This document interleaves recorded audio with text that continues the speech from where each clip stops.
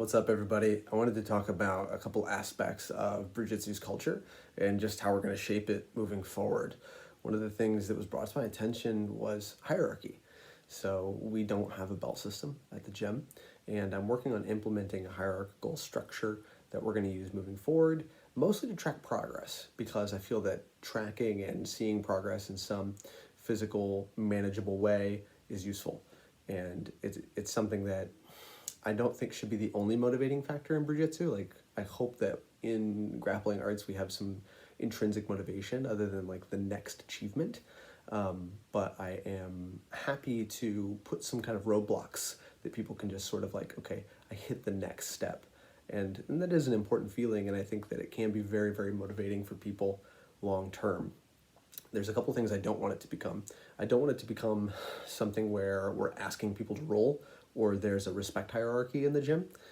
That's not something I'm interested in having. So we will never be a gym where people are like, okay, like this person is the most advanced person in the room, so I have to wait to be asked to roll versus the other way around. And that's not at all gyms, but that will not be a part of our gym. Another thing that was brought to my attention is that sometimes we end up competing in the gym because we don't know who's further along down the line, so to speak. So here's something that happens, and I think this is good and bad, and I'm going to explain why. A lot of times in a gym, it's sort of assumed that the people with the higher belt are better. So purple belt is better than a blue belt, and a blue belt is better than a white belt. I will tell you a funny story. Now, I'm not going to say the person's name, but there was a black belt, and this person was explaining to a class how the other belt should act. So like a white belt should feel a little like this, and a blue belt might be able to get some of these moves and escapes on me. A purple belt will start to challenge me. A brown belt will get me into bad positions, and only, black belts tend to submit me. And he was explaining this to the class.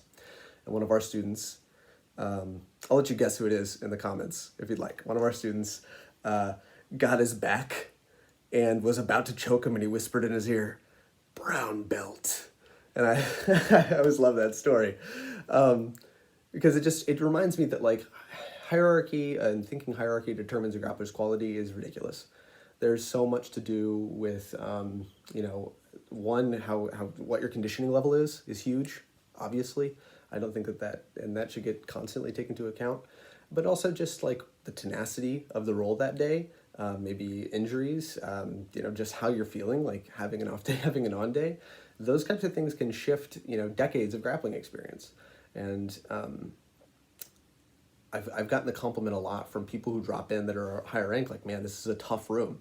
Like, everybody in the room is super tough. And I think that toughness does come from the fact that, like, we never give up against people because we assume they're a higher belt. And I see this at other gyms too, where like blue belts don't try to submit the purple belt. They sort of yield in stressful situations to upper belts. Now, and that is a problem to me. The upside of a belt system is that you don't feel bad for losing. And you shouldn't feel bad for losing anyway. Right? But a lot of times a blue belt will get tapped by a purple belt and they won't feel bad, quote unquote. Like they attach some like moral integrity to the role. You shouldn't hesitate to attempt movements at all times. I'll say that again. You shouldn't hesitate to attempt any technique at any time, and being submitted is not an issue. The whole goal of jiu-jitsu is, at least one of the cultural goals of Brazilian Jiu-Jitsu, is the idea of delineation of the ego.